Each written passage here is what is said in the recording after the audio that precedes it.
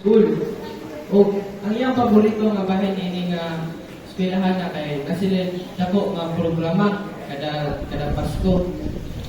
Matag tuig 210 ka mga bata magtigom kay tungod ni ani nga dako nga programa.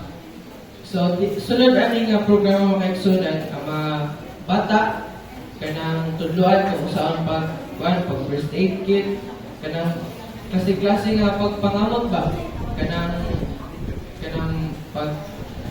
kanang treat o gun may anak pagkahuman iniguli nila taga na pag sila hindi mo nang malipay po ng mga bata ba nga kanang mo apil anak ng programa tapos kaya si Alina nagsugod siya ni nga pag-apil aning programa pagkuhan pa lang niya daan 11 years old wala pa ganyan siya kanang eskwela sa Zowski Christian School pero willing kayo siya nga mo-apil aning programa para pagtabang sa uban pa pag-learn sa mga bagong nga butang sunod sa 5 ka tuig nagsige og apil si Alina tapos nabalaga siya kay niya ng usak na gayon kay na sakit siya before sa program. Sumunod nag-ampo siya sa Ginoo na siya, Ginoo, natagi ako kusog nga utak maka-apil ko aning labot nga programa. Pero pagka pila ka days mabigsun na kusog ang iyang balaka kay kanang pila na lang kaadlaw magsugod na ang programa pero siya nagluya pag hapon. Kapag sa diha kami abot ang dako nga adlaw mga igsuonan siya nalipay pag-ayo kay nakuan na siya naulian siya ng kanang taas ng iyang naayo siya pa. Tapos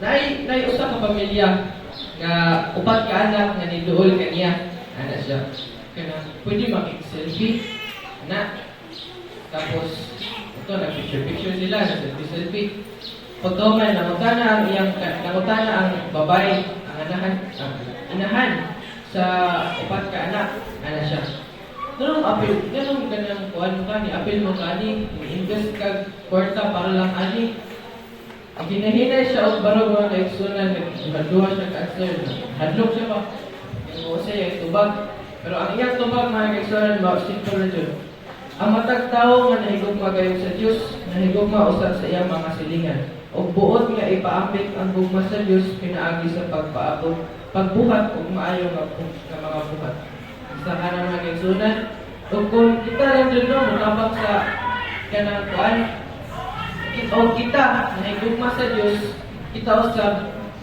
gugma sa uban motabang ta mag-ampo ta para kanila ug uban pa. Tapos sa dugay nilang pag-stress na niya, i-promote ni Alina ang kanatuan. Ang pathfinding, ang mga event nga kitabo sa church.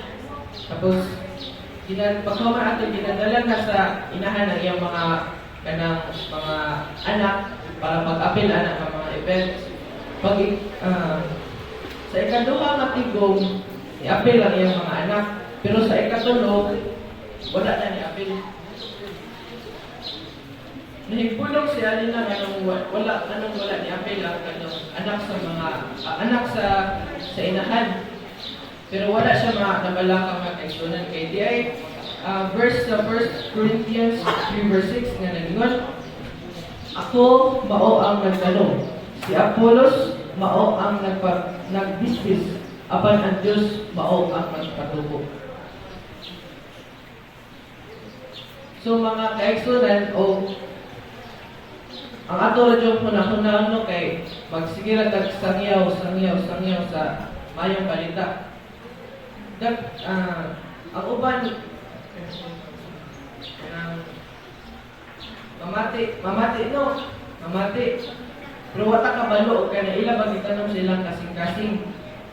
Pero ato lang yung hunahunahon mga kaigsunan nga kita igamit sa Ginoo para magsangyaw sa iyang balita, siya na bahala sa uban.